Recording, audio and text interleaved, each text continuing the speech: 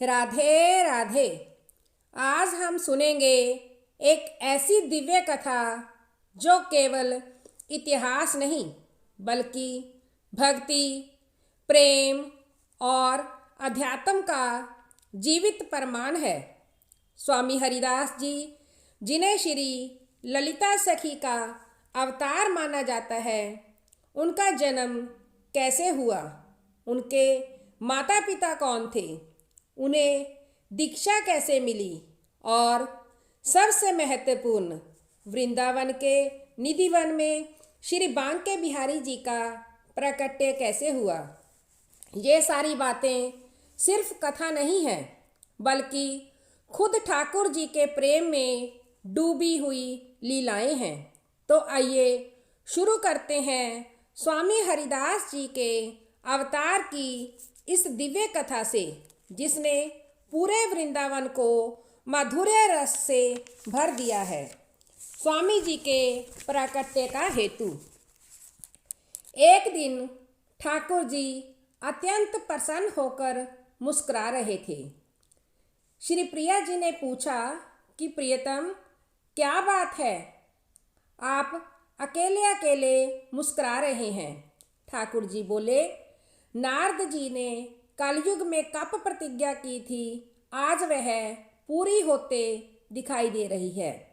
नारद जी ने प्रतिज्ञा की थी कि मैं विविध उत्सवों जैसे रामनवमी, झूला उत्सव, चंदन लेपन, अन्नकूट महोत्सव आदि के माध्यम से कलयुग में घर घर में भक्ति की स्थापना करूँगा। यदि मैंने ऐसा नहीं किया तो मैं श्री हरि का दास नहीं।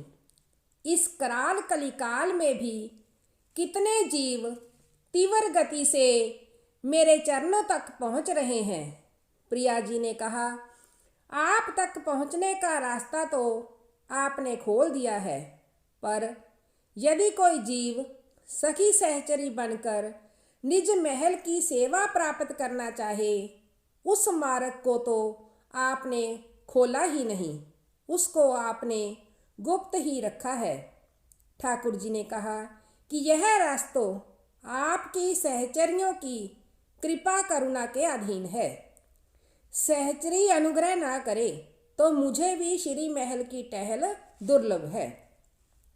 जब श्री श्यामा श्याम में यह रसमयी वार्ता चल रही थी, उस समय वहाँ श्री ललिता जी पधारी। एक साथ जुगल की प्रेम पूर्ण दृष्टि ललिता जी पर पड़ी। ललिता जी ने कहा कि आज आप दोनों बड़ी स्नेह भरी दृष्टि से मुझे निहार रहे हैं, कहिए इस दासी के लिए क्या आज्ञा है। जुगल ने कहा, तुम एक अंश से पृथ्वी पर अवतार ग्रहण करो और महल टहल की प्राप्ति का अत्यंत दुर्लभ मार्ग खोलो। यही था स्वामी जी के प्राकट्य का कारण। अब स्वामी जी की जन्म और दीक्षा कैसे हुई। वृंदावन से आधे कोस दूर राजपुर गांव में संबत 1537 विक्रम को इनका जन्म हुआ था। इनके पिता का नाम श्री गंगाधर और माता का नाम श्री चित्रा देवी था। इनका मन संसार में बिल्कुल भी नहीं लगता था। श्री गुरुदेव आशुधीर जी सिद्ध महात्मा थे।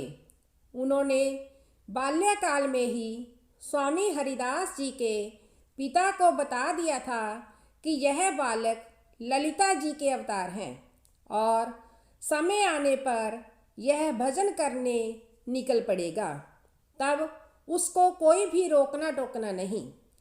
पिता ने एक दिन बालक हरिदास जी से अपने असली स्वरूप के दर्शन कराने का आग्रह किया।